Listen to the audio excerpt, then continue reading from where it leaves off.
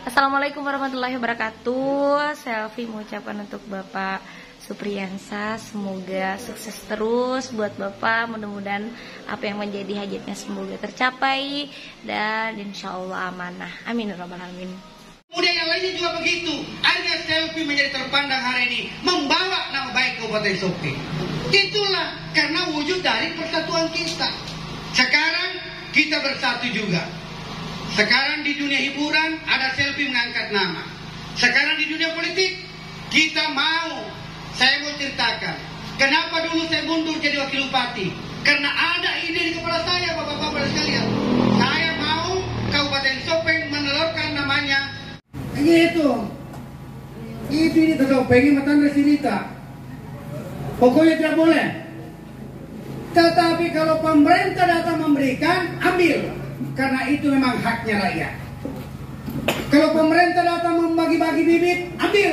Karena itu memang haknya rakyat. Tanya, jangankan bibit bagi-bagi, pupuk juga bagi kalau perlu. Kalau pemerintah.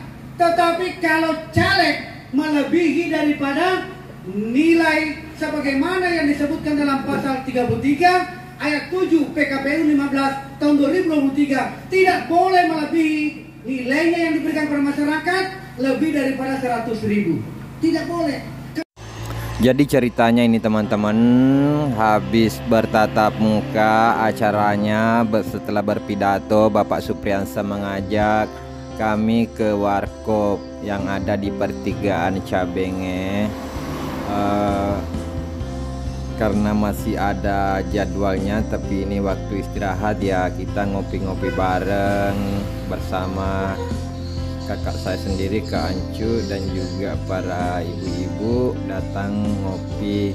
Ya, indahnya kebersamaan Bapak Supriyansa yang dulunya sebagai wakil bupati Kabupaten Sopeng dan sekarang dia duduk di Komisi 3 DPR RI Pusat, dan sekarang dia mau kembali melanjutkan. Ayo kita support ya teman-teman yang ada di Dapil 2 Sulawesi Selatan untuk mensupport Bapak Supriyansa yang telah mensupport Selfie Yamalida di tahun 2018. Dan ini tetap menjadi panutan Bapak Supriyansa, orangnya rendah hati dan cerdas, dan mewakili rakyat di Jakarta.